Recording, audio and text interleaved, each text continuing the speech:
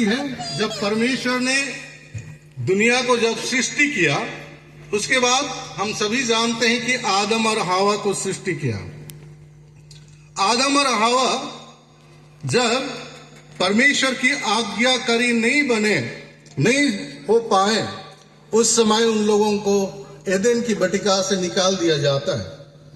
उसके बाद परमेश्वर के साथ जो संबंध था, जो आदम और हवा जो परमेश्वर के साथ बातें करते थे, परमेश्वर के साथ रहा करते थे, परमेश्वर के साथ अच्छा उनकी वार्तालाप होता था, लेकिन अनाज्ञाकारिता उन्हें परमेश्वर की उपस्थिति से दूर किनारे कर दिया।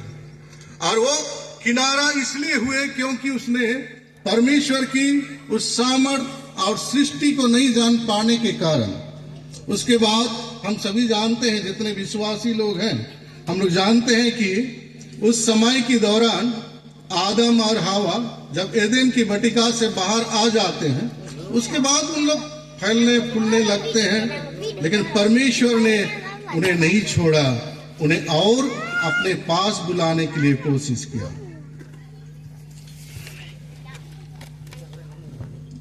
आप लोग अभी बाहर जो सूरज देख रहे हैं, उस सूरज को कोई ऐसे देख सकते हैं क्या? खुले आंख में बाहर जो सूरज जो अभी धूप दे रहा है, इस धूप को हम लोग देख सकते हैं क्या? कितना देर तक देख सकते हैं? ज्यादा से ज्यादा 2 सेकेंड। उससे ज्यादा देखेंगे तो हमारी आंख में क्या हो जाएगा? धुंधलापन आ जाएगा। तो उसको जो बनाने वाला है, उसको जिसने बनाया है, वो कितना ज्वाला होगा, वो उसका सामर्थ्य कितना है।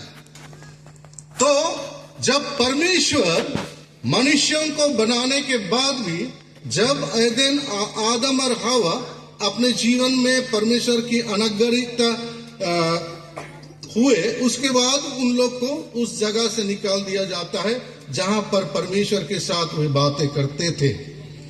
और उस ज्वाला जो सृष्टि का मूल पिता है, उनके पास और भी योजनाएं थी मनुष्यों के लिए।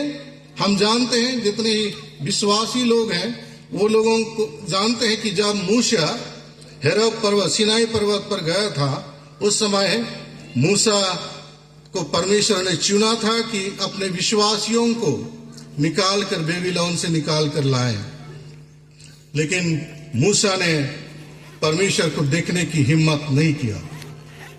और उसकी जो बादल की छांव में से परमेश्वर उनके बीच में प्रकट होता है और उनकी अगुवाईता करने के लिए उनकी आशीष और उसको नेतृत्व करने के लिए अनुग्रह प्रदान करता है। उसके बाद हम देखते हैं उस कहानी बढ़ते आती है।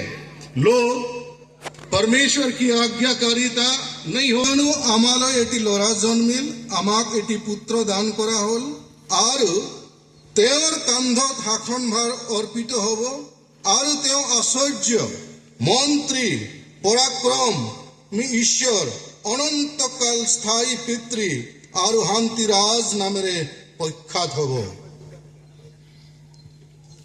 आज जो वचन है परमेश्वर, हम लोग अभी थोड़ी देर पहले हमारे जो बाइबल रीडिंग किए, बाइबल पाठ पढ़े, उन लोगों के द्वारा हम उन सारी वचनों को सुने कि परमेश्वर की योजना क्या थी।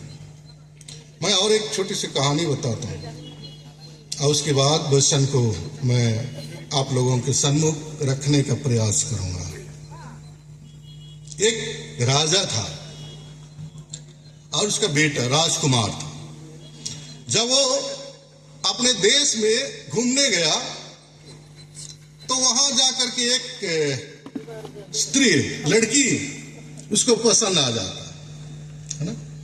हर एक के जीवन में हम लोग पसंद करते हैं ना। तो राजकुमार उस स्त्री से पसंद करता है, लेकिन जो हमारे हिंदू शास्त्र की बातें हैं, ऋग्वेद, सामवेद, यजुर्वेद, अथर्ववेद, इन वेदों में उन सारी बातों का जिक्र किया गया है कि परमेश्वर को मनुष्यों के लिए, पाप मोक्षण के लिए उनको धरती पर आना होगा और उस मनुष्यों के बीच में डेरा करना होगा। ये बाइबल नहीं, एक ऋग्वेद, यजुर्वेद, अथर्ववेद, सामवेद, इन बातों को जिक्र किया गया। क्योंकि दुनिया में ऐसे कोई भी व्यक्ति नहीं थे जो कि मनुष्यों की पाप से छुटकारा दे सकता था। और इसलिए परमेश्वर ने जसैया भविष्यवक्ता के द्वारा जो भविष्यवाणी किया कि संसार का पूरा प्रभुता उनके ऊपर होगा और वो एक मानवीय दृष्टिकोण के अनुसार